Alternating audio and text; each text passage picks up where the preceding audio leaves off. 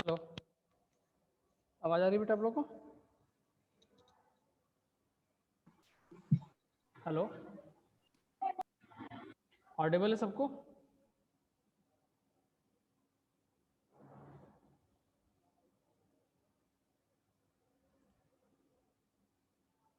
Hello, आवाज आ रही है बेटा आपको?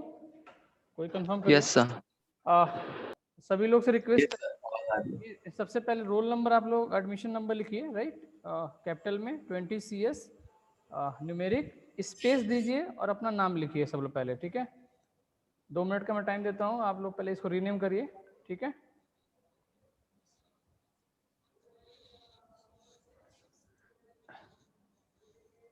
ऑब्लिक मत लगाइए। यशस्वी बेटा, रीनेम हाँ बोलिए, रीनेम कर दिया? परमिशन रीनेम अलाउड नहीं है। कर दिया? कर दिया? सर रीनेम ऑप्शन अलाउड नहीं है। कर दिया बेटा, चेक करो।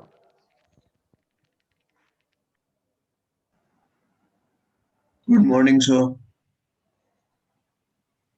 आप लोग सिंपल 20 CS न्यूमेरिक स्पेस देके ब्रैकेट वगैरह कुछ मत लगाइए। जितने लोग ऑब्लिक लगा रखे हैं, सर ब्रैकेट वो लगा रीनेम रखे हो हैं, ही नहीं पा रहा है। अरे यार परमिशन तो दे रखी है यहाँ से।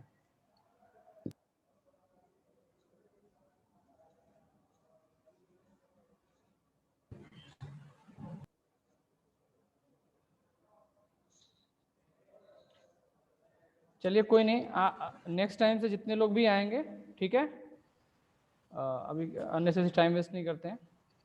नेक्स्ट टाइम से सब लोग जो हैं पहले अपना रीनेम करेंगे नाम, ठीक है? नेक्स्ट क्लास से ही कर लीजिएगा, क्योंकि हमें अटेंडेंस लेने में आराम रहता है, अदरवाइज फिर बहुत मुश्किल हो जाता है, ठीक है? तो आप 20 CS 140 लाइकवाइज ऐसे करके स्पेस, उसके बाद आप लोग अपना नाम लिखेंगे, राइट? और एडमिशन नंबर में कोई ब्रैकेट नहीं, कोई कॉलम नहीं, कोई सेमीकॉलम नहीं, कुछ भी नहीं, सिंपल आपका एडमिशन नंबर स्पेस आपका नाम आएगा, ठीक है? क्लियर है सबको? Yes sir. Yes sir. Yes sir. बाद में आप लोग रिन्यू कर लीजिएगा, ठीक है? तो आपका जो सब्जेक्ट है, एक सेकेंड मैं स्क्रीन शेयर करता हूँ। और एक चीज़ मैं और बता दूं आपको कि जब भी लेक्चर चले, जिसको अटेंड करना है सीरियस अटेंड करेगा, अननेसेसरी चीज़ यहाँ पे बिल्कुल मत करिएगा, ठीक है? क्योंकि मैं एक बार बोलूँगा बस, दोबारा मैं नहीं बोलूँगा इस चीज़ को। क्लियर सबको?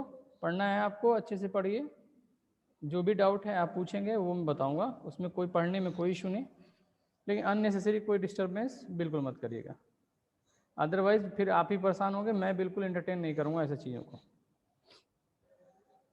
आज फर्स्ट लेक्चर है तो आप लोग को एडवाइस देना मेरा ज़रूर काम है, तो मैं आपको एक बार बता दूं, कल को ये ना हो कि आप ये कहें कि सर हमें ये नहीं पता था, वो नहीं पता था। क्लियर?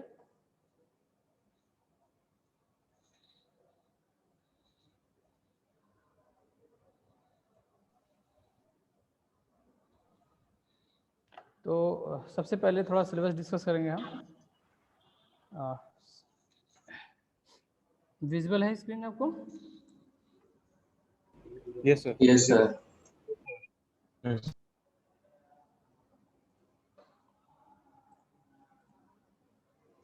राइट, तो आपका जो है सब्जेक्ट है इलेक्ट्रिकल इंजीनियरिंग, राइट?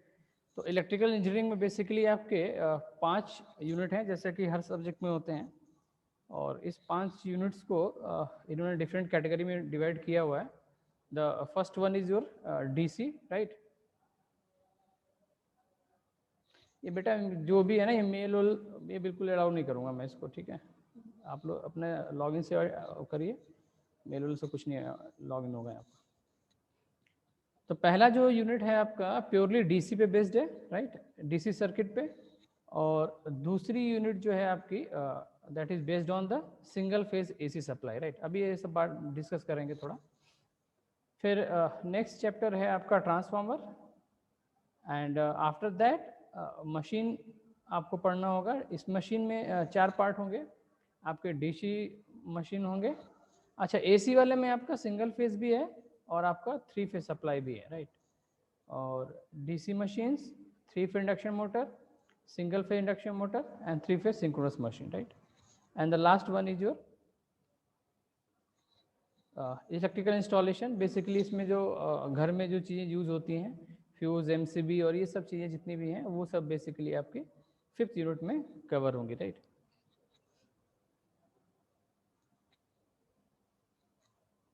तो 5 यूनिट है आपकी, उसी बेस पे आपका 5 CO डिफाइंड है, ये यूनिवर्सिटी की तरफ से ही डिफाइंड है।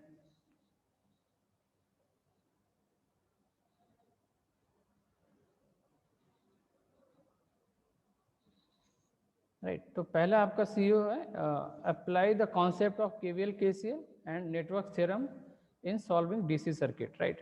तो जरा यहाँ पे दोनों को कंपेयर कराइए। तो DC यूनिट में अगर आप देखें तो क्या है यहाँ पे आपका इलेक्ट्रिकल एलिमेंट RLC, राइट। आपके जो इंडक्टर, रेजिस्टेंस एंड कैपेसिटर है उनके बारे में थोड़ा डिस्कस करना है। डिफरेंट टाइप आपके कॉन्सेप्ट हैं, जैसे कि active element, passive element, voltage source कौन से हैं, करंट सोर्स क्या है, लीनियर सर्किट किसको बोलते हैं, नॉन लीनियर किसको बोलते हैं, lateral, unilateral. Again then we will go move for the KVL KCL and different theorems. So 3 theorems are there: superposition theorem, Thevenin's theorem and Norton's theorem, right? तो ये chapter में आप ये सब चीज़ें पढ़ेंगे, ठीक है। नेक्स्ट आपका है analyse the steady state behaviour of single phase and 3 phase AC circuit. जाहिर सी बात है आपने पहले DC पढ़ा, उसके बाद आपको AC सप्लाई के बारे में पढ़ना होगा। तो यहाँ से लेके आपका यहाँ तक, राइट, दिस पोर्शन, यहाँ से लेके यहाँ तक आपका सिंगल फेज AC सप्लाई चलेगा, जहाँ पे सिंगल फेज का मतलब कितना हो गया, 230 वोल्ट से लेके 220 वोल्ट से लेके 240 वोल्ट तक, right. And after that we will move for the 3 phase supply system. It means the supply is now the voltage level is 440 to 400 volt to 440 volt, right? Then we will move for the third, the application areas of single phase 2 winding transformer as well as auto transformer and calculate their efficiency, right? And also discuss the 3 phase transformer connections, right? So as we can see here, the magnetic materials, I think ये सबने पढ़ रखा होगा, ठीक है। 12th में magnetic material पढ़ रखा होगा आप लोगों ने, BH कर्व पढ़ रखा होगा। उसके बाद जो है हम ट्रांसफार्मर के बारे में पढ़ेंगे कि ट्रांसफार्मर क्या होता है, क्या EMF इक्वेशंस होती हैं, क्या लॉसेज होते हैं, उसका इक्विवेलेंट सर्किट कैसे ड्रॉ करना है, ठीक है। बस थोड़ा सा ब्रीफ मैं आपको कर रहा हूँ, उसके बाद अभी 5 मिनट में लेक्चर स्टार्ट करेंगे, ठीक है। And then we will go for the regulation, efficiency and auto transformer and 3 phase transformer connection, right. तो ये जो है आपका है थर्ड हो जाता है COs। Next is the totally based on the machine, and machine में कौन कौन सा आपका induction motor, synchronous machine, DC machine, right. ये 3 मोटरें आपकी जो हैं यूनिट नंबर 4 में आपकी थी, right, this one. And then in the last you can find out that describe the component of low voltage electrical installation and perform elementary calculation for energy consumption. Unmute कर लीजिए आप लोग, ये कौन है अननेसेसरली,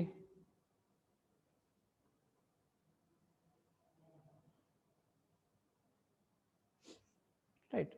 तो ये है आपका syllabus. Now we will move for the unit number 1, that is basically your DC supply, right, DC circuit.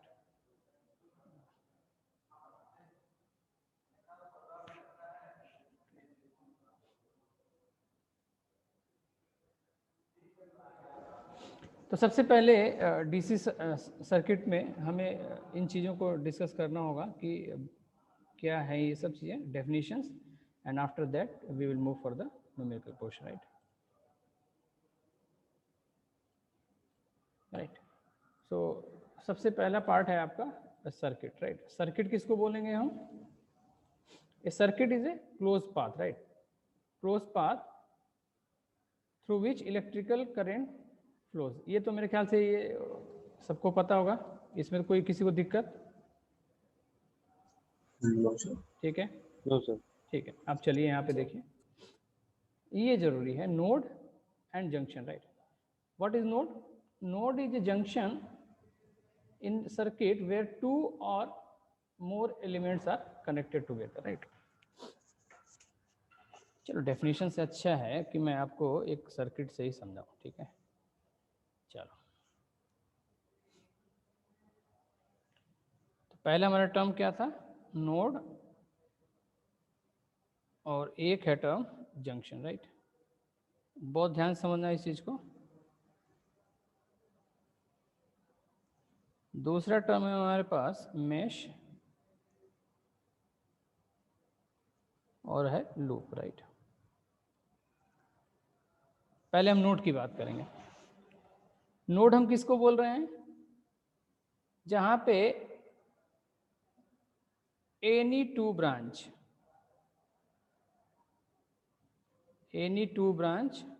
जहां पे कनेक्ट हो रही हो, उस पॉइंट को हम क्या बोलेंगे? क्या बोलेंगे उस चीज को? Node. नहीं, नोड, राइट? जहां पे दो ब्रांच मीट कर रही हो, उस पॉइंट को हम बोलेंगे नोड, राइट? जहां पे तीन ब्रांच मिल रही हो या उससे ज्यादा ब्रांचेस मिल रही हो, उसको हम क्या बोलेंगे? Junction. क्लियर है सबको? इसमें किसी को डाउट है? No, sir. हमने कहा कि जहाँ पे दो ब्रांच मिल रही हो उसको हम नोड बोलेंगे, और जहाँ तीन ब्रांचेज या तीन से ज़्यादा ब्रांचेज मिल रही हैं उसको हम बोलेंगे जंक्शन। तो जरा इस सर्किट में देखिए, इस नेटवर्क में देखिए, कितने नोड हो गए हमारे? एक ये नोड बना, बोलो। Yes, sir. Yes, Yes, sir. sir. ठीक है, अभी एक चीज और क्लियर करना है। अभी आपके हिसाब से बना दो, ये बना तीन, और ये बना चार। इसमें किसी को दिक्कत? No, sir. चलो, जंक्शन कितने हैं यहाँ पे? दो. ठीक है, अब एक क्वेश्चन पूछा जाता है कि क्या सारे नोड जंक्शन हो सकते हैं या फिर सारे जंक्शन नोड हो सकते हैं? क्वेश्चन समझ में आ रहा है क्या बोल रहा हूँ मैं? सारे जंक्शन सारे जंक्शन नोट हो सकते हैं। जंक्शन नोड हो सकते हैं। सारे जंक्शन नोड हो सकते हैं, लेकिन नोड सारे नोड जंक्शन नहीं हो सकते। क्लियर हो गया सबको? तो इस हिसाब से मैंने यहाँ पे 6 नोड लिखा है। क्यों लिखा है? क्योंकि इन दोनों को भी मैं एज ए नोड लिख सकता हूँ। Is it clear? आप किसी भी नोटबुक में या किसी टेक्स्ट बुक में आप ये वर्ड नहीं जल्दी देखते हो कि junction A. You can find out that node A, node B, node C, likewise. If I am denoting this one as A, so it may be called as node A, right? This is called node B. So the main theme is what? That they are representing as a junction. Okay? तो node हमारा 2 के लिए हो गया minimum 2, और junction कितने के लिए हो गया? मिनिमम 3। चलिए आगे देखते हैं। अगर आगे हम न्यूमेरिकल सॉल्व करेंगे और हमने कहा कि नोड ए, तो आप समझ जाइएगा कि वो जंक्शन है, उसको हम नोड बोल रहे हैं। ठीक है, क्लियर? इसमें किसी को डाउट है?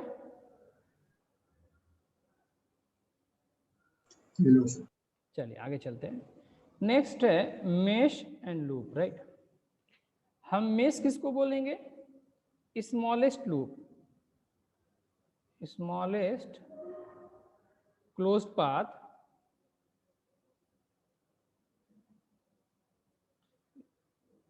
जिसके अंदर क्या हो? कोई दूसरा क्लोज पाथ ना हो। समझ में आ रहा क्या बोल रहा हूं? Yes, sir. वो क्लोज पाथ जिसके अंदर कोई दूसरा क्लोज पाथ ना बन रहा हो, राइट? समझ में आ रहा है बेटा क्या बोल रहा हूं मैं? Yes, sir. Yes, sir. और लूप हम किसके बोलेंगे? ये भी क्लोज पाथ रहेगा, लेकिन इसके अंदर एक मेश हो सकता है, मतलब एक लूप हो सकता है। तो जरा देखो, इस डायग्राम को समझो। तो हमारे पास कितने मेश हैं? Two. दो मेश है यहाँ पे, राइट। दिस वन, ये जो आपका I1 एंड I2 बना है, ये कौन सा है आपका? मेश है, mesh, मेश 1, मेश 2, राइट। लेकिन ये जो बड़ा वाला क्लोज पाथ है, दिस इज नॉट मेश, ये क्या कहलाएगा आपका?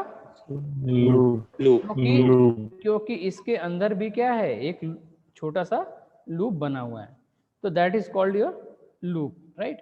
तो अगेन, अब मैं क्वेश्चन अगेन रिपीट कर रहा हूं, क्या सारे मेश लूप हो सकते हैं? No sir. नहीं हो सकते ना। लेकिन सारे लूप आपके mesh हो सकते कैश हो सकते हैं। नहीं, सारे नहीं, सारे वर्ड यूज करना गलत है। लूप आपका मेश हो सकता है, लेकिन मेश आपका लूप नहीं हो सकता है, राइट। हैं। Yes, sir. तो जब भी हम टेक्स्ट बुक की बात करेंगे तो वहाँ पे दो चीज़ें आपकी आएंगी। व्हाट, क्या क्या आएंगी? दो ही टर्म बेसिकली यूज होते हैं आपके, कौन कौन सा? नोड और मेश, राइट। किसी टेक्स्ट बुक में आपका ये मेश एनालिसिस को वो लोग बोलते हैं लूप एनालिसिस, राइट। तो अब देखो जरा यहाँ पे लूप कितने बन गए। ये भी एक लूप हो सकता है, ये भी एक लूप हो सकता है, और ये वाला भी एक लूप हो सकता है। आगे समझे सबको? Yes sir. ठीक है।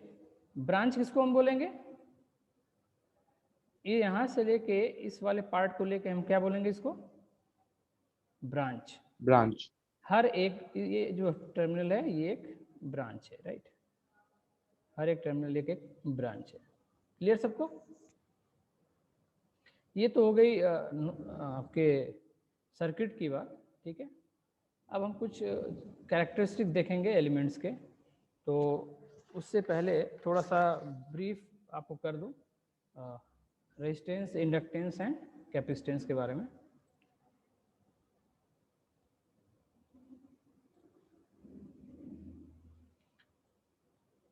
बस थोड़ा थोड़ा रिवाइज कर लें, उसके बाद हम लोग कल से जो नेक्स्ट टर्न होगा ना, उस पर हम लोग न्यूमेरिकल सॉल्व करना स्टार्ट करेंगे। हम R इक्वल्स टू क्या लिखते हैं? R proportional to rho L by rho L by. Rho L by और रेजिस्टेंस हम क्या कहते हैं? It is a property of conductor which oppose the flow flow of of current. यहाँ पे लेंथ की यूनिट क्या होगी आपकी? मीटर। Meter, ये क्या होगा आपका? मीटर। meter square, तो जरा देखिए यहाँ पे, और रो क्या है आपके? resistivity, रेजिस्टिविटी ऑफ कंडक्टर में। कौन? जाहिर सी बात है इसकी यूनिट आपकी क्या होगी? ohm, रो की यूनिट क्या होगी? ओम पर मीटर। HMO, रो की यूनिट क्या होगी? Ohm meter. Correct, ohm meter, right. Meter. Because ये मीटर मीटर कैंसिल हो जाएगा ना, ठीक है।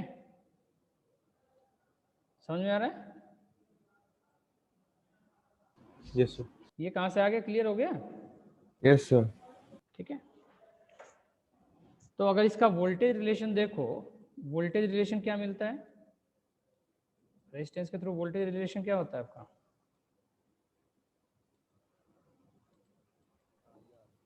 V equals to I R. Right. Current equation क्या होती है आपकी? I equals to V upon R. V by R. V by R. और पावर इक्वेशन क्या होता है?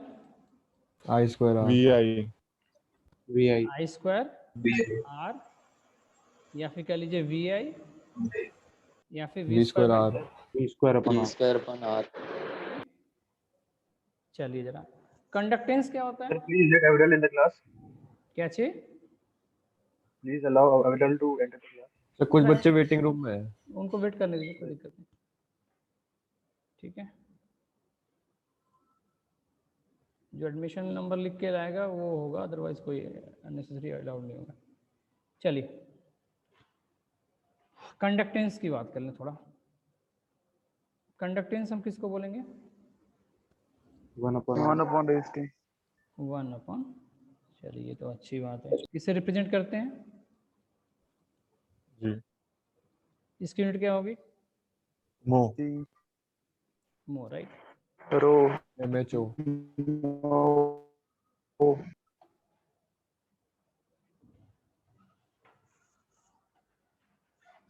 तो इस हिसाब से अगर हम देखें तो चलो इसको हम कंडक्टिविटी भी कर सकते हैं, चलो ठीक है। इंडक्टेंस की प्रॉपर्टी क्या है?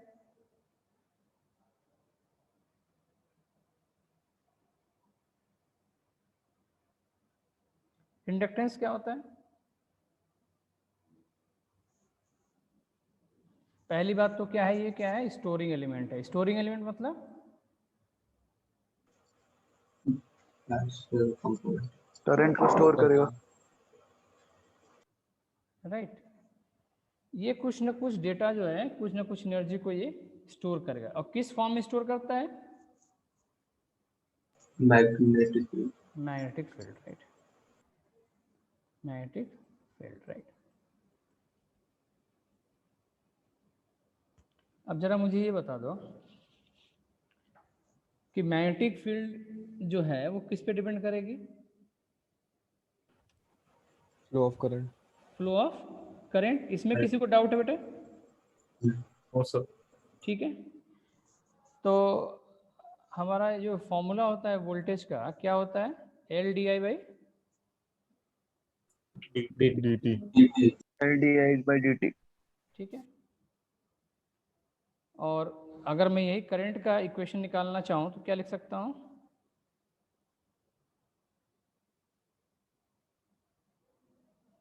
इंटीग्रेट कर दीजिए इसको इंटीग्रेट कर दीजिए। तो I equals to how yes much? Sir. 1 upon L integral of V D T. और vdt वोल्टेज इक्वेशन क्या हो जाएगी आपकी? L D I by D T, right. Similarly अगर हम कैपेसिटेंस की बात करें तो वहाँ पे भी वो भी क्या है आपके? कैपेसिटेंस भी क्या है आपका? storing स्टोरिंग एलिमेंट है। और वो किस फॉर्म में एनर्जी स्टोर करेगा? Charge. Electric field, right. Electric field, right.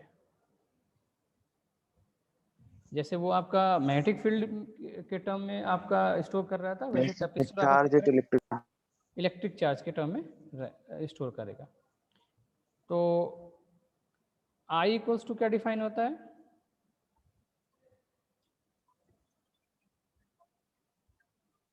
d by dV/dt।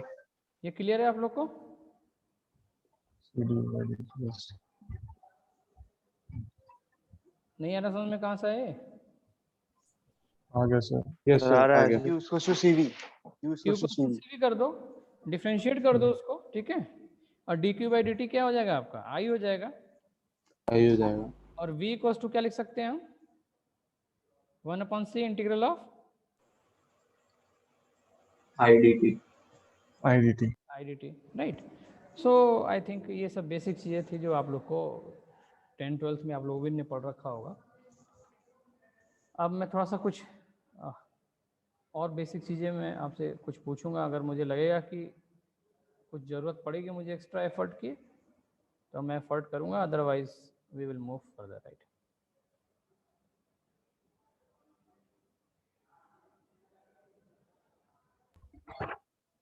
Current division आपने पढ़ रखा है? यस सर अगर मैं आपसे कहूँ कि ये करंट I1 है और ये I2 है तो I1 की वैल्यू बताओ ज़रा। और ये टोटल करंट I है सपोज करो, ये एग्जाम में पूछता है। पैरेलल में वोल्टेज सेम रहेगा V/R1 V/R2 होगा। कितना बेटा? V/R1 V/R2 चलो ठीक है, कोई बात नहीं, ये भी ठीक है। तो एक चीज में क्लियर हो गया, V जो है वो सेम कब होता है? कांस्टेंट पैरेलल में पैरेलल जो रेजिस्टर्स पैरेलल में लगे पैरेलल में, ठीक है। और करंट कब सेम होती है? सीरीज में लगे करंट आपकी सेम रहेगी कब? सीरीज सीरीज में, ठीक है। सीरीज चलो अच्छी बात है। अब अगर मुझे करंट डिवीजन लगाना है, राइट, और यहाँ पे मान लीजिए मुझे V नहीं दिया है, V कुछ वैल्यू नहीं दी है, केवल करंट दे दिया है, ठीक है। अब मुझे अगर करंट डिवीजन लगाना है यहाँ पे, तो हम क्या करते थे? अगर मुझे इसमें करंट निकालना अरे है, पॉइंट से लेके फिर लूप में जाते थे। नहीं नहीं, सर रेसिप्रोकल वाला होगा, हाँ R2 by R1 हाँ plus R2 into I। हाँ, वेरी गुड। ये क्या हो जाएगा? R2 divide by R1 plus R1 plus R2 R2 into to total I current. 1 जो भी हो I। क्लियर है सबको बेटा? सिमिलरली जी सर। I2 की अगर हम वैल्यू निकालें, I2 is how much? R1 R1 by R1 plus R2 into I। R1 plus R2, right. कहने का मतलब ये है कि जिसमें करंट निकालनी है मुझे उस रेजिस्टेंस की वैल्यू को छोड़ देना है, ठीक है, दूसरे वाले का कंसीडर करना है। क्लियर? यहां तक किसी को डाउट है? और एक चीज आज ही ध्यान से आप लोग सुन लो, जो गलती आप लोगों ने पिछले सेमेस्टर में की है वो गलती इस बार बिल्कुल मत करना, ठीक है? क्या गलती की है आप लोगों ने? बहुत लास्ट टाइम भी जैसे मैंने इलेक्ट्रिकल पढ़ाया बहुत बच्चों को, उसमें बच्चे क्या करते हैं, पढ़ते कुछ नहीं है, जो सेशनल होता है उसमें चीटिंग करके या कॉपी करके नंबर तो अच्छे आ जाते हैं आपको, नो प्रॉब्लम, लेकिन एक्सटर्नल में फिर आपको दिक्कत होती है। तो इसलिए मैं कह रहा हूँ आप लोग कितना भी करिए, जो भी करना करिए, उससे मुझे मतलब नहीं है, बट एटलीस्ट आपको ये सब चीज़ें जो हैं आपको खुद करनी है और खुद ही सॉल्व करना सीखिए, ठीक है? कोई भी डाउट है कभी भी, आई एम हियर, कोई भी दिक्कत हो, कोई भी क्वेश्चन नहीं आता है समझ में, आप मुझे टेक्स्ट कर सकते हैं, मुझे कोई रिप्लाई करने में कोई दिक्कत नहीं है, बट आप लोग को फोकस करना है इस पर कि कैसे खुद क्वेश्चन सॉल्व करें, राइट? तो चलिए, अभी तक हमने RLC पढ़ा, अब थोड़ा सा एक ये भी देख लेते हैं इस चीज़ को। एग्जाम में एक 2 नंबर क्वेश्चन पूछता है इस पर। विजिबल हो रहा है क्या आप लोग को? Yes sir. Yes sir. तो पहला जो टर्म है ये है लीनियर एलिमेंट, राइट, और दूसरा है नॉन लीनियर। तो डिफरेंस आता है एग्जाम में, define linear and non linear element, right. तो हम लीनियर एलिमेंट किसको बोलेंगे? किसको बोलेंगे हम? पढ़िए यहाँ पे क्या लिखा है। वोल्टेज कांस्टेंट रहेगा। नहीं, linear characteristic straight line. Voltage और करंट के बीच में जो ग्राफ आपका बनेगा, रेजिस्टेंस सेम रहेगा। अगर वो लीनियर ग्राफ बन रहा है तो उन एलिमेंट्स को हम क्या बोलेंगे? Linear elements. जैसे लीनियर एलिमेंट के एग्जाम्पल के साथ पूछता है एग्जाम में, राइट। तो एग्जाम्पल क्या क्या है हमारे पास? Resistance, inductor and capacitor, right. ये आपके लीनियर एलिमेंट है, ओके, समझ में आ रहा है? Yes sir. नॉन लीनियर हम किसको बोलेंगे? जिसमें वोल्टेज एंड करंट का ग्राफ जो हो वो क्या हो? Linear, non linear. Non linear हो। अब नॉन लीनियर पूछा है तो लीनियर नॉन लीनियर लिखने से अच्छा है हम ये लिखें does not change the linearly, right. तो कहने का मतलब V I characteristics is not linear, that is called your non linear element. अब नॉन लीनियर एलिमेंट कौन कौन से होते हैं आपके? सेमी कंडक्टर डिवाइसेज होती हैं, जैसे कि आपका डायोड हो गया, ट्रांजिस्टर हो गया, थायरिस्टर हो गया। अब अगर आप देखो तो वी आई कैरेक्टरिस्टिक्स अगर रेजिस्टेंस का देखो तो आपका क्या आता है? लीनियर आता है। Yes sir. लेकिन अगर आप कोई भी जैसे थायरिस्टर का देख लो तो थायरिस्टर का नहीं लीनियर आएगा, राइट, वो आपका चेंज हो जाता है कुछ टाइम के बाद। समझ में आ रहा है आपको? कर्व। डायोड का देख लिए, डायोड आपका फॉरवर्ड वाइज में काम कर रहा है, रिवर्स वाइज में काम नहीं कर रहा है, ठीक है। तो कहने का मतलब क्या है कि जिनकी कैरेक्टरिस्टिक्स वी आई लीनियर नहीं हो रही है उनका क्या होगा? आपका नॉन लीनियर बोलेंगे, और जिसका वी आई कैरेक्टरिस्टिक लीनियर होगा उसको लीनियर एलिमेंट बोलेंगे। इसमें किसी को डाउट? No sir. चलिए, नेक्स्ट आपका है active element and passive element, right. Active element हम उनको बोलेंगे जो एनर्जी को इनहेंस करते हो, मतलब एनर्जी को प्रोड्यूस करते हो, जो एनर्जी सप्लाई करते हो। समझ में आ रहा है क्या बोला मैंने? Capability to enhance the energy level, right. अब क्या क्या एनर्जी प्रोड्यूस सप्लाई देने के लिए कौन कौन सी चीजें यूज होती है हमारे पास? बैटरी हो गया, ट्रांसफार्मर हो गया, कुछ सेमीकंडक्टर डिवाइसेस भी एक्टिव एलिमेंट में आती हैं, राइट। पैसिव एलिमेंट किसको बोलेंगे? जो सिंपली कंज्यूम करती हो, जो सिंपली एनर्जी को क्या करती हो, कंज्यूम करती हो। तो कंज्यूम कौन कौन से करता है, resistance, inductance and capacitance. Clear हो गया सबको? Yes sir.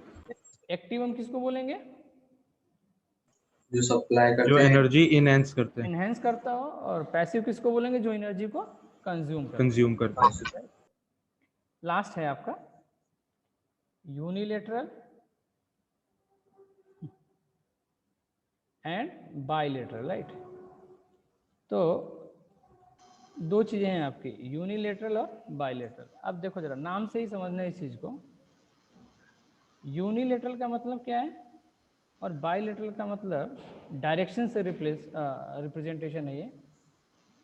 हम यूनिलेटरल उस चीज को बोलेंगे जो सिर्फ एक डायरेक्शन में करंट फ्लो होती हो।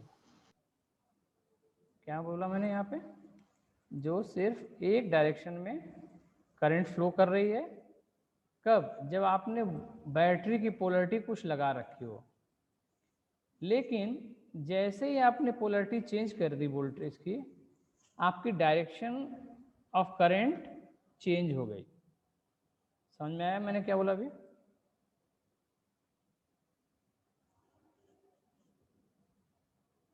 किसी को समझ में आया मैंने क्या बोला ये?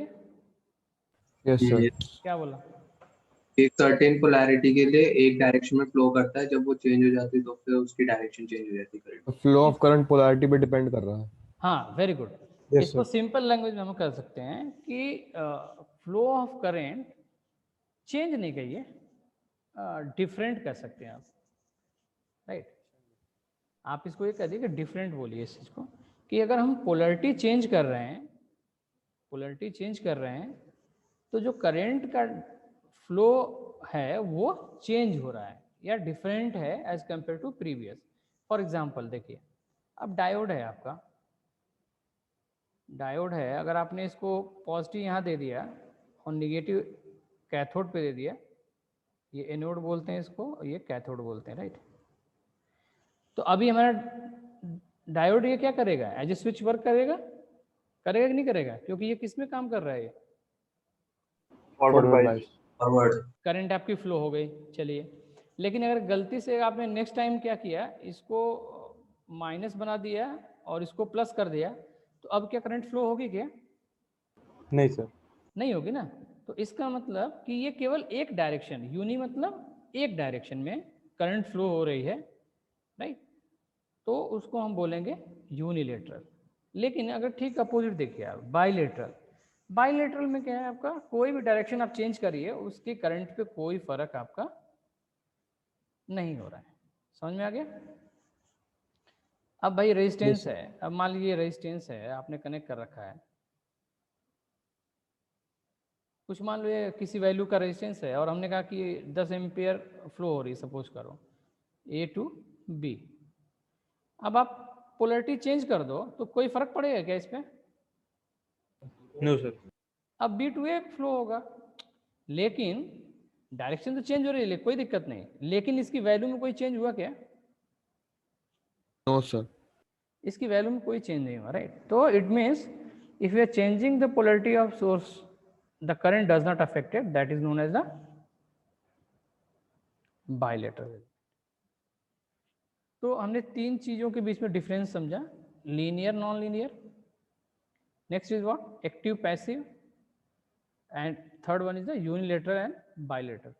और सेमेस्टर एग्जाम में या सेशनल एग्जाम में आपको इससे 2 नंबर का क्वेश्चन कंपलसरी मिल जाएगा, ठीक है। 4 भी मिल सकता है, 2 भी मिल सकता है, ये कंपलसरी क्वेश्चन है, चाहे वो आपका सेशनल होता है चाहे आपका सेमेस्टर होता हो, ठीक है। इसलिए इसमें किसी को डाउट है तो पूछ लीजिए मुझसे, या आगे बढ़े हम?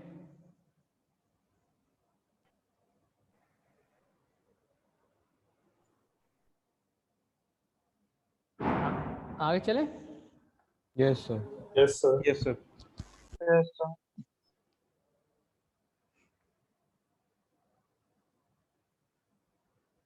ओके, केवीएल केसीएल आपने पढ़ रखा है, ये सब चीजें, ये सब मुझे नहीं लगता कि ये सब बताने की जरूरत है आपको।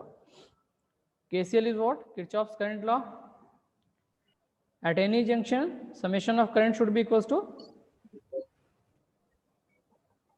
at any junction, the summation of current should be equals to 0.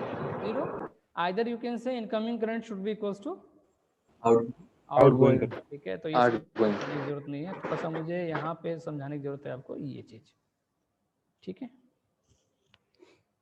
अब ये भी मैं चाहता नहीं कि आप ये कंफ्यूज हो इस चीज को, तो इससे अच्छा मैं एक डायग्राम बनाता हूँ और फिर आपको समझाता हूँ इस चीज को, ठीक है। इक्वेशन कैसे लिखेंगे सबसे पहले,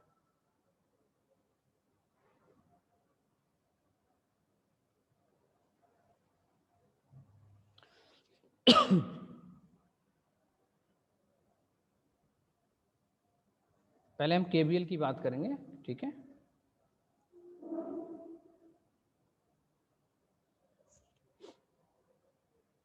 ये V1 हो गया, ये V2 हो गया, ये R1, R2, R3, राइट। और ये हमने ले लिया जी इसको R4, ठीक है।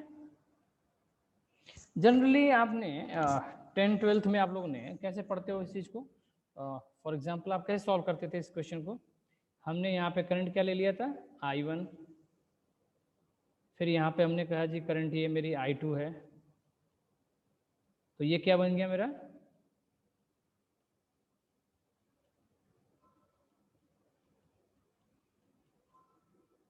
Hello, Yes, sir. Yes, sir. I2 इधर चली गई तो I1 माइनस I2 यहाँ लिखते हैं, यही लिखते थे ना हम लोग। Yes, sir. और मान लीजिए आगे अगर अगेन ये डिस्प्यूट होता है तो I3 ले लेते हैं, और इस तरह से हम वेरिएबल्स को क्या करते हैं, बढ़ाते जाते हैं, ठीक है। नई इश्यूज है तो हम यहाँ पे I3 भी लिख सकते हैं, नो प्रॉब्लम, ठीक है, कोई इशू नहीं, हम यहाँ पे I3 भी लिख सकते हैं, राइट। अब यहाँ पे देखो, जो भी इक्वेशन हम केवीएल इक्वेशन यूज कर रहे हैं, बेसिकली हम क्या कर रहे हैं, एसोसिएटेड विद ब्रांच लिख रहे हैं, किसके, एसोसिएटेड विथ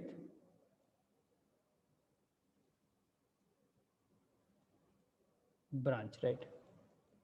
मतलब केवीएल इक्वेशन देखा जाए, केवीएल क्या कहता है, in any close path the summation of voltage should be equals to 0. तो जाहिर सी बात है, अगर ये वोल्टेज सोर्स है तो जितने भी रेजिस्टेंस होंगे वो क्या होंगे हमारे पास,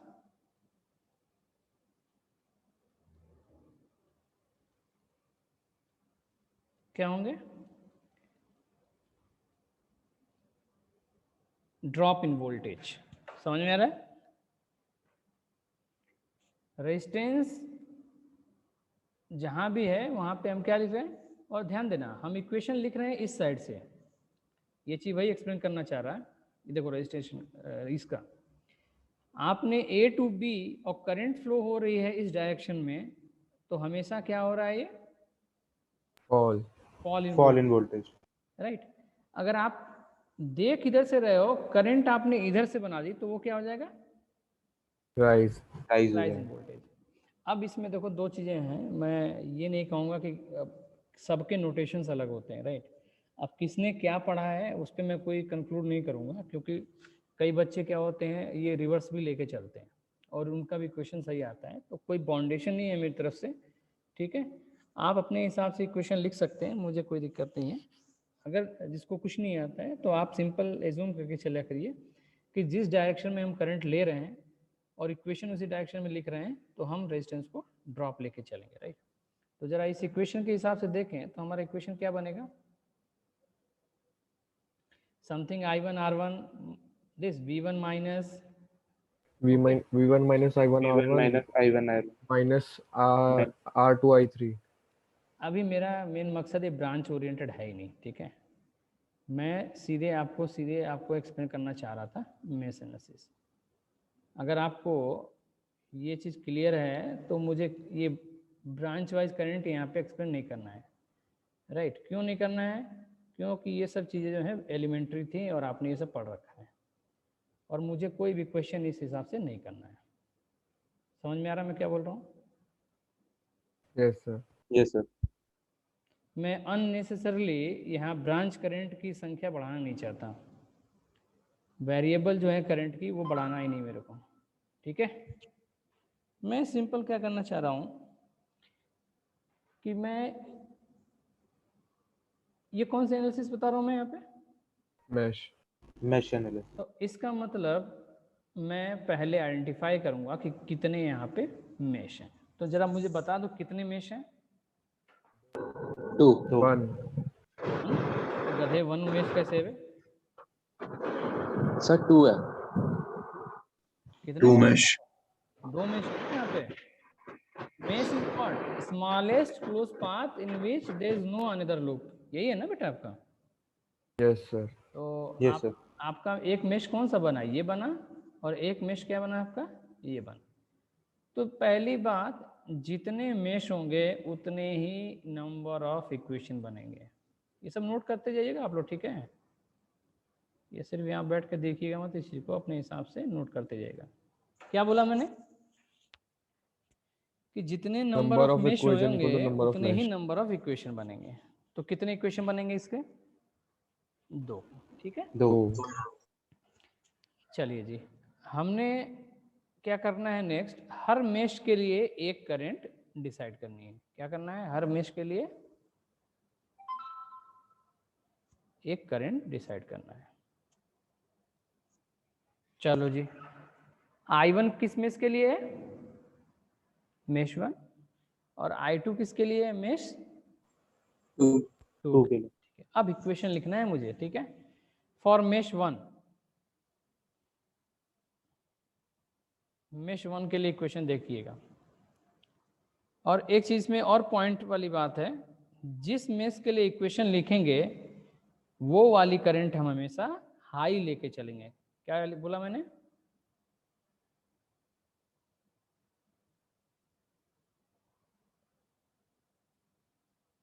क्या बोला बेटा मैंने?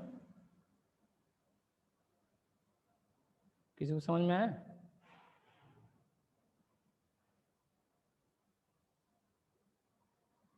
हेलो? जिस mesh की इक्वेशन लिख रहे हैं उसमें i की वैल्यू हाई लेके चलेंगे। ठीक है, ये एजम्पशन हम मान के चलेंगे कि जिस मेश की करंट इक्वेशन लिख रहे हैं उस मेश को हम अदर मेश से ज़्यादा वैल्यू एज्यूम करके चलेंगे। तो इसका मतलब जब हम मेश 1 के लिए इक्वेशन लेंगे तो I1 जो है वो I2 से बड़ी होगी, और जब हम I2 वाले मेश के लिए इक्वेशन लिखेंगे तो I2 किससे बड़ी होगी? I1 से। I1 से. तो चलिए मेश 1 मान लीजिए, इसको हमने A कह दिया, ये B कह दिया, ये C हो गया, ये D हो गया। तो मेश 1 कौन कौन सी हो गई? A B C D। Equation लिखते हैं। अब इसमें आंख मूंद के आपको एक एजम्पशन क्या लेके चलना है कि जहां भी रेजिस्टेंस आएंगे वो मेरे ड्रॉप हो जाएंगे। क्या बोला मैंने? जहाँ भी रेजिस्टेंस आएगी वहाँ वोल्टेज ड्रॉप हो जाएगा। ठीक है। अब बताओ मुझे, अब इक्वेशन लिखना है यहाँ पे, तो ड्रॉप को हमेशा हम निगेटिव में लिखते हैं। तो जरा चलिए यहाँ पे क्या लिख सकते हैं मेश 1 के लिए इक्वेशन? पहला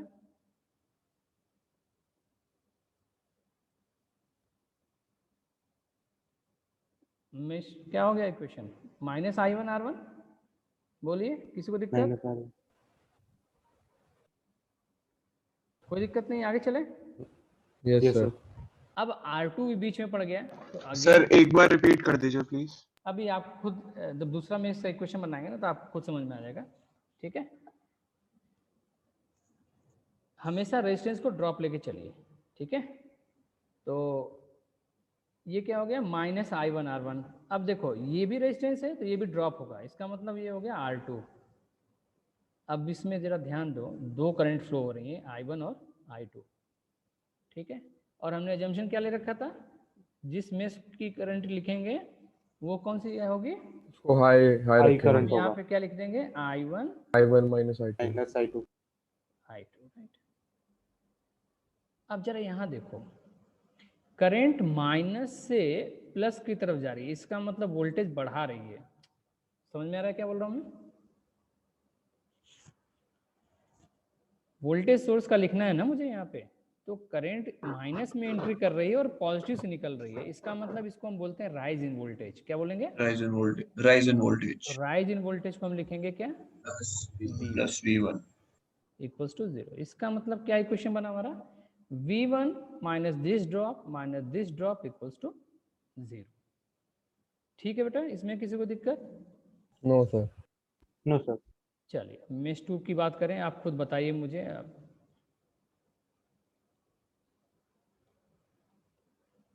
मेश 2 का इक्वेशन बताइए, बोलिए आप लोग, यहाँ से चलिए स्टार्ट करिए। Minus I2 R3 minus I2 R3 plus V2 minus I2 R4 minus I2 R4 I2 R4 plus minus V2 minus V2 अब देखो, अब यहाँ पे करंट कहाँ से जा रही है? प्लस से plus minus माइनस की ड्रॉप तरफ हो गया, drop in voltage drop in voltage ये हो गया -V2 minus V2 again. plus I2 बेटा प्लस कभी लिखो ही मत, हमेशा मैंने क्या बोला आपको कि हमेशा जहाँ रेजिस्टेंस है उसको ड्रॉप समझिए, ठीक है? तो क्या आ जाएगा -R2। अब हम कौन से मेश के लिए लिख रहे हैं करंट? दूसरे वाले मेश। I2 माइनस I1 ये क्या हो जाएगा आपका? I2 minus I2 माइनस, ठीक है? कई लोग क्या करते हैं, इसको प्लस लेके I1 माइनस I2 ही लिखते हैं, उससे कोई दिक्कत नहीं, बट मैं नहीं चाहता कि आपको कोई भी साइन से कोई कंफ्यूजन हो जाए, क्योंकि मान लीजिए 10 नंबर क्वेश्चन आया और आपने थोड़ा ही साइन मिसमैच कर दिया, राइट? तो वो सारा चीज़ क्या हो जाता है? जीरो हो जाता है, राइट? तो ये इक्वेशन हो गया आपका 0। इतना क्लियर है बेटा सबको? Yes, sir. तो ये जो है आपको इक्वेशन बनानी होगी एग्जाम में और न्यूमेरिकल सॉल्व करना होगा, राइट? अब मैं थोड़ा सा इसे मॉडिफिकेशन कर रहा हूँ और आप मुझे इसको थोड़ा सा और एक्सप्लेन करिए कि क्या होगा, ठीक है? मैं थोड़ा सा सर्किट में चेंज कर रहा हूँ। ये वाला नेल टूटा था ना, ये वाला दिखा ना, ये वाला दिखा नहीं, वाला दिखा। बेटा किसकी आवाज़ है? म्यूट कर दीजिए ना आप लोग।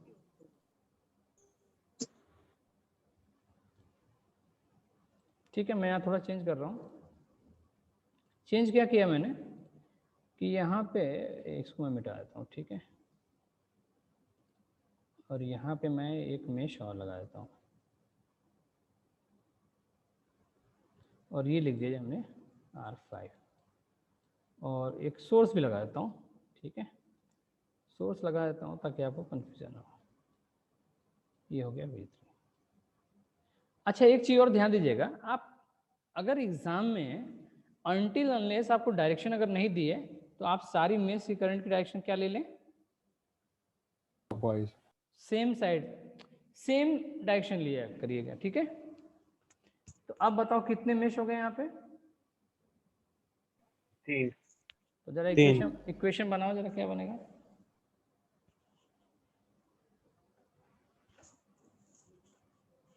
चलो इक्वेशन बनाओ, बोलो। फॉर मेश 1 इक्वेशन बताओ।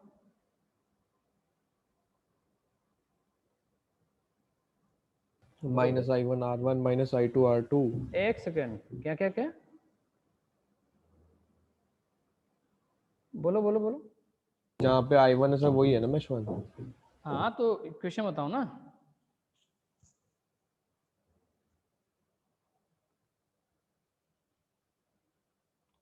पहले क्या है, इक्वेशन लिखना सीखना है ना, हमें बाद में न्यूमेरिकल सॉल्व करने हैं। तो इक्वेशन कैसे सीख रहे हो बताओ?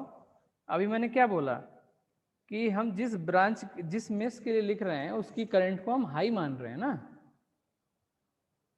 Yes sir. तो अब जरा मुझे बताओ, ये R1 जो है वो दो मेश के बीच में फंसा कि नहीं फंसा यहाँ पे? Yes sir. Yes, sir. Minus of I1 minus I3 into R1। पहले ऐसे लिखा सर मेश 1 की इक्वेशन है -R2 I1 minus I2 minus V1 minus R1। बेटा पहले ऐसे मुझे कुछ याद नहीं आएगा, पहले इसका Yes, इक्वेशन sir. बताओ क्या होगा? I1 minus I3 I1 minus I2 I2 तो इधर है यार, R2 के I3 साथ I3 Sir, I1.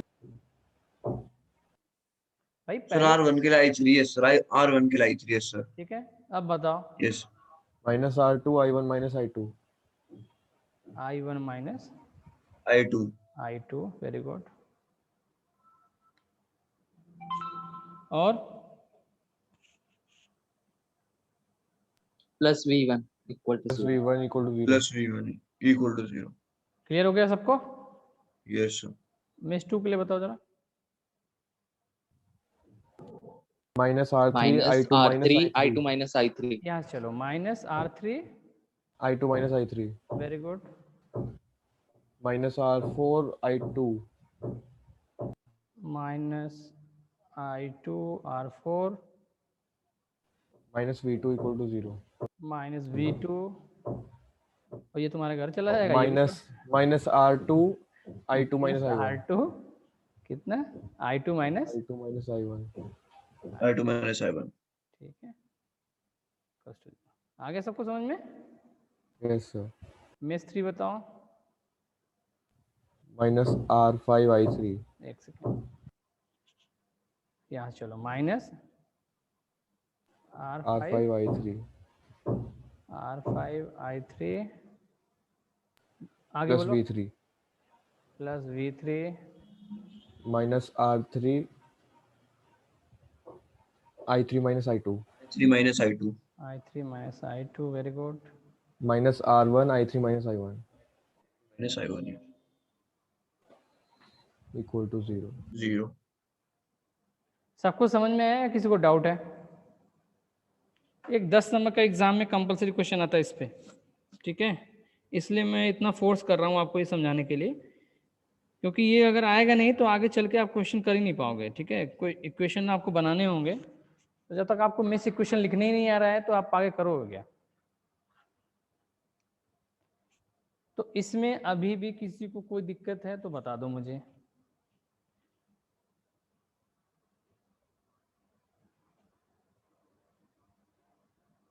Any question? चलिए, नहीं है तो अच्छी बात है। तो फाइनली हम कंक्लूड कर रहे हैं, क्या क्या कंक्लूजन है मेरा? जितने नंबर ऑफ मेश उतने number of equations equation equals to number of mesh, right. दूसरा, रेजिस्टेंस को हमेशा हम क्या लेके चले हैं? drop ड्रॉप इन वोल्टेज, ठीक है। थर्ड, जिस मेश के लिए हम करंट इक्वेशन लिख रहे हैं वो मेश करंट क्या होगी आपकी? high हाई होगी as compare to others, right. Clear? अगर ये तीन चीज आपको पता है तो आपको इक्वेशन लिखने में कोई दिक्कत नहीं होगी। अब मैं कोई क्वेश्चन देख लेता हूँ, है क्या मेरे पास? कुछ नहीं। क्वेश्चन में क्या होगा, यहाँ पे अगर मैं वैल्यू लिख दूं तो आप वैल्यूज लिख देंगे, खत्म बात है कि नहीं? yes sir अगर मैं यहाँ पे R1 R2 R3 की वैल्यूज लिख दूं तो वही सिंपल वैल्यू हो जाएगी वो।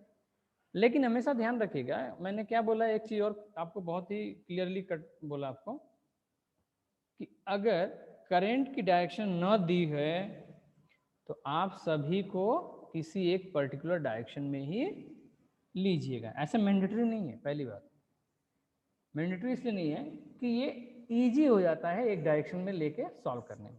दूसरी बात, अगर क्वेश्चन एग्जामिनर ने ऐसा कुछ पेपर सेट कर दिया कि करंट की डायरेक्शन घुमा दी, सपोज करो, समझ में आ रहा है क्या बोला मैं? yes sir अब ध्यान देना है आपको।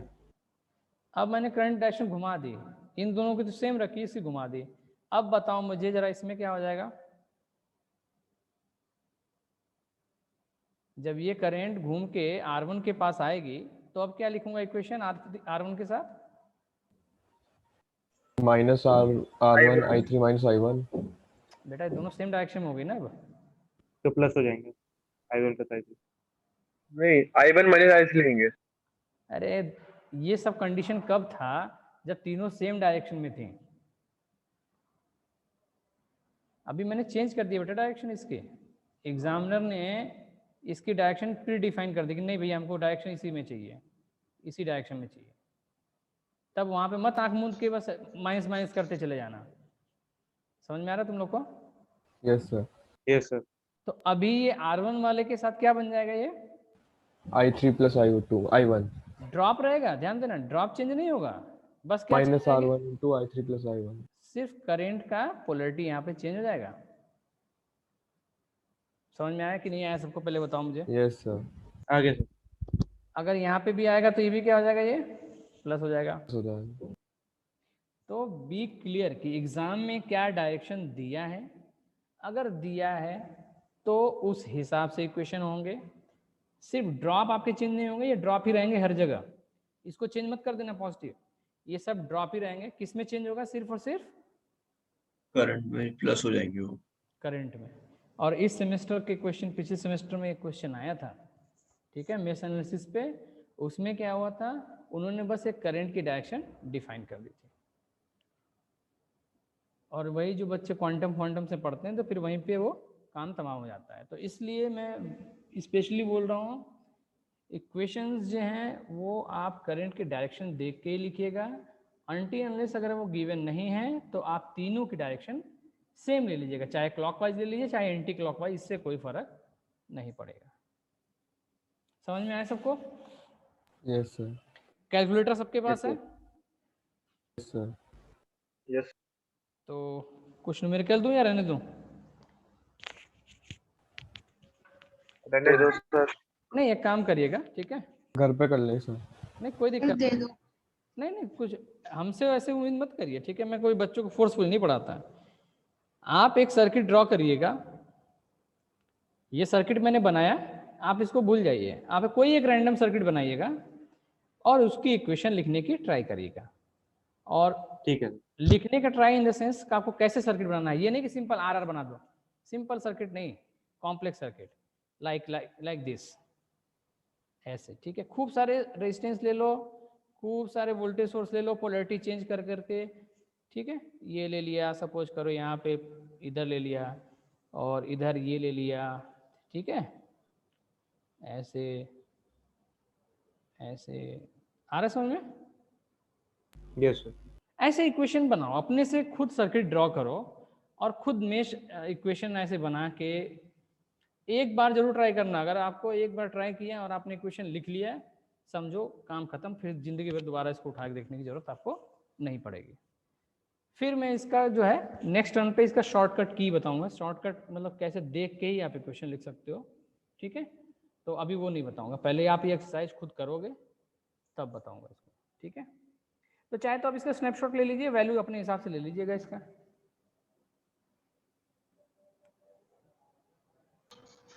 सर थियरी के नोट शेयर कर दीजिए प्लीज। वो हमेशा से गूगल क्लासरूम ज्वाइन कर लिया सबने? Yes sir. गूगल क्लासरूम देखिए, सब कुछ यहाँ पे गूगल क्लासरूम होगा, इसके अलावा मैं कोई कम्युनिकेशन पसंद नहीं करता हूँ। जो भी नोट्स होंगे आपको गूगल क्लासरूम पे मिलेंगे, आपके जितना सेशनल होगा सारा गूगल क्लासरूम पे होगा, सारा असाइनमेंट आपका गूगल क्लास पे होगा। उसके अलावा व्हाट्सएप कोई मतलब नहीं है। आप जिसको गूगल नोट्स वगैरह चाहिए वो गूगल क्लासरूम पे वो ज्वाइन कर लीजिए, कोड मैंने ऑलरेडी सेंड कर रखा है, ठीक है। सर बुक भी सेंड कर देना। सर अटेंडेंस ले लो तो। और एक चीज और कि मेरा काम मुझे मत बताया करिए आप लोग, ठीक है। मुझे क्या करना है क्या नहीं करना है वो मैं सब अपने हिसाब से कर लूँगा। Clear everybody? Okay sir. क्या करना है, अटेंडेंस कब लेना है, किससे लेना है, ठीक है, वो काम मत करिए और ना मुझे बताइए क्या करना है क्या नहीं करना है। क्लास का सीआर कौन है? सर बुक सेंड कर देना प्लीज गूगल क्लासरूम पे। अभी तुम पढ़ाई करो, ठीक है, जितना मैं पढ़ाता हूँ तुम पढ़ते जाओगे, ठीक है, फिर तुम्हें कुछ बुक की जरूरत ही नहीं पड़ेगी। क्या समझा? अभी सीखने में ध्यान दो। क्या नाम है? सर गोविंद। गोविंद, ठीक है। अभी जो है जितना मैं सिखा रहा हूँ उसको सीखते जाओ, ठीक है। सारे नोट्स तुमको मिल जाएंगे, ठीक है, सारी बुक्स भी मैं दे दूंगा, बट अभी जितनी आपको ज़रूरत है उतना ही करिए। मैं एक ही दिन में रिसर्च नहीं कराना मुझे यहाँ पे, ठीक है। मैं समय समय पर क्या करना है बच्चों को मैं अपने आप टैकल कर लूँगा इस चीज़ को। क्लियर? सीआर कौन है क्लास का? Excuse me, sir. हाँ बेटा बोलिए। So please allow Sir, Abhinav hello, sir. in the class.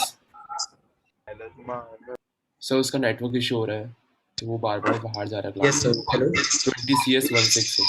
ऐसा है, देखो उसमें कोई इशू नहीं है, ठीक है। थोड़ा सा आप लोग भी, मैं क्या कर सकता हूँ उसमें, लेक्चर के बीच में मैं यही सब देखता रहूँगा तो दिक्कत है ना। एक नो सर उसका टेक्स्ट आया था तो कोई बात नहीं, कोई बात नहीं।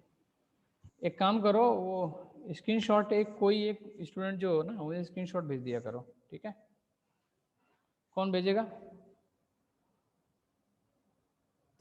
सर दिव्यांश ले लेगा सर। मानस या दिव्यांश भेज दें सर। एक कोई भी मेरे को व्हाट्सएप कर दिया करो, ठीक है, पर डे का। सीआर कर देगा। मानस सर सीआर मानस बोल रहे हैं सर। मानस तो ले रहा है। उसको लेक्चर का स्नैपशॉट लेके मुझे तुरंत, अब ग्रुप पे नहीं भेजना, मुझे Yes, sir. पर्सनल वाले भेजना है, ग्रुप पे नहीं भेजना।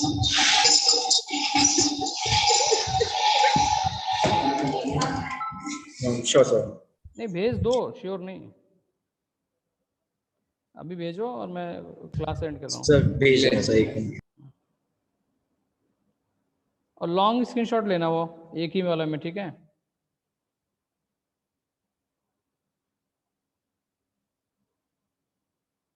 हो गया?